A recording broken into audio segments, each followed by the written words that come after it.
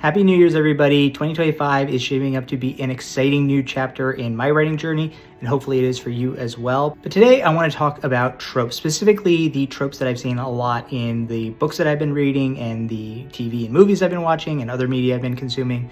And there are 5 in particular that I have seen a lot, not just last year, but over the course of the last several years, that quite honestly are starting to get under my skin, and I am hoping will go away or at least get a fresh coat of paint. So here we go, 5 tropes that I really hope I don't see more of in the year 2025. And the first trope I want to bring up is the orphaned main character. This is something that is not new. It is very common in fantasy and sci-fi. Harry Potter, obviously a very famous example, but there's also Batman, Spider-Man, Luke Skywalker, Rey. There's just countless examples of a main character we're introduced to who doesn't have a family or doesn't have parents. Obviously, you want to build them up from a low point for, to kind of make them relatable. But I think there are definitely ways to do that without just killing their parents off screen. Give them, a functional family, but maybe something that they have to struggle with. Give them a feeling like they don't have a sense of purpose within their family structure. It really gets under my skin. So I hope that if somebody's doing the orphan trope, they have a fresh take on it or a good reason for doing it. And now the second trope that I am getting very tired of, and this is something that has actually been coming up a lot more recently, is the ragtag group who comes together to become the heroes. This is your Guardians of the Galaxy, the Losers. Right now we have the Suicide Squad, Creature Commandos, and coming up is the Thunderbolts. It's always a group of kind of anti-heroes or villains coming together who, discover, a found family and come together to save the world or, accomplish whatever their heroic mission is. And it's not necessarily that I think that this setup is bad. It's just that I feel like it's been done already and has been done great. Guardians of the Galaxy, I think, is the gold standard. And everything else after that has just felt like very derivative of that.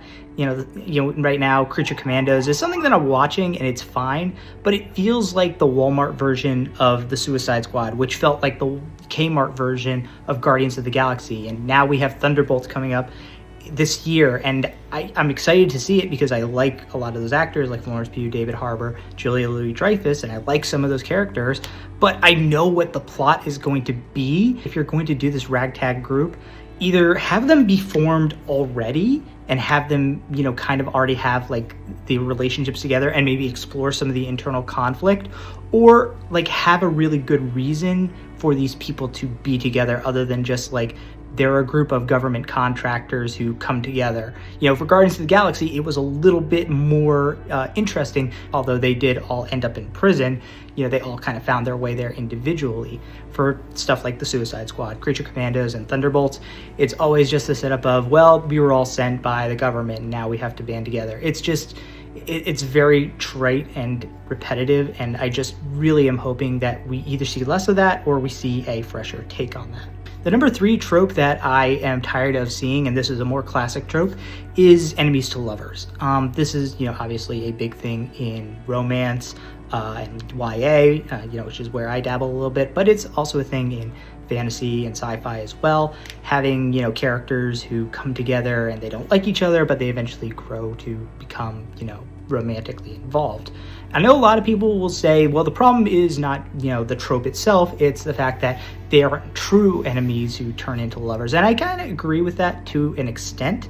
But my big problem is that the basis of the trope is that 2 people who initially dislike each other, and I almost never see that happening in real life unless there's some like external force that's causing them to be antagonistic. I think the proper way to do this is to set 2 characters in conflict and then have them realize over the course of the story that they're actually very similar and compatible, and that the reason that they're enemies is not because of like their initial, meeting, but it's because of the circumstances around that.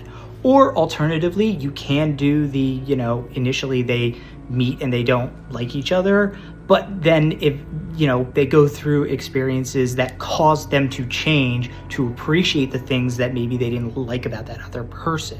Maybe your main character didn't appreciate the romantic interest being too brash and bold because they're a little bit meek and unconfident. But over the course of the story, that interest kind of brings out a little bit of their confidence and builds them up a little bit and makes them into a better version of themselves. I think that's the more interesting way to do enemies to lovers, or like I said, create an external conflict and have them meet and discover that they're compatible.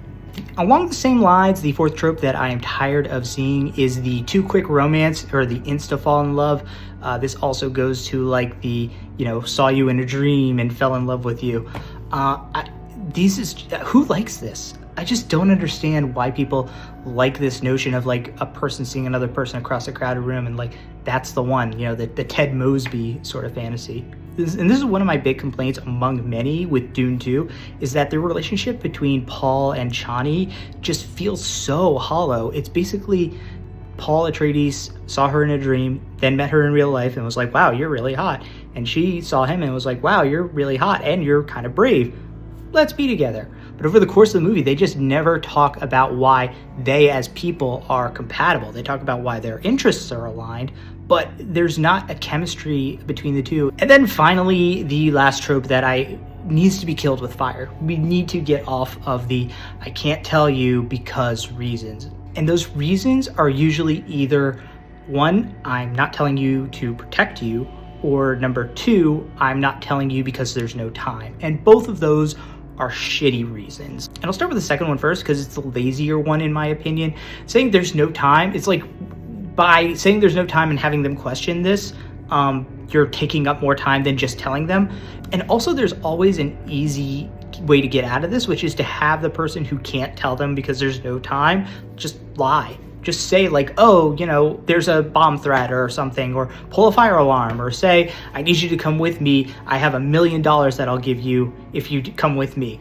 And the second reason, I'm not telling you for your own protection, isn't as bad because there's always kind of a logical reason behind it, but it also feels disingenuous. Like, I can't tell you because, the truth would hurt too much, or I can't tell you because you're not ready for this information. Is always bullshit. If you're going to have a character have crucial information and not tell your main character, give them a good reason, like Doctor Strange in Endgame. I can't tell you what happens next because then it won't happen. That's a good reason to not have them tell somebody. Or alternatively, have them be like physically unable to tell them. Have them say like, I'm cursed, or I'm bewitched, or I'm prevented in some way from actually telling you this information.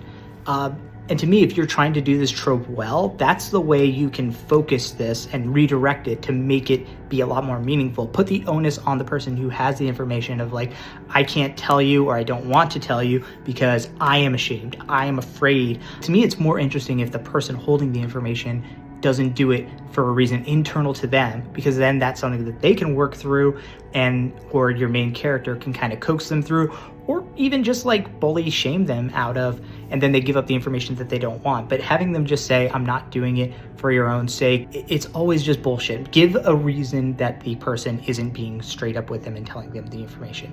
But I hope this was helpful to your writing, and let's make 2025 a great year for all us writers.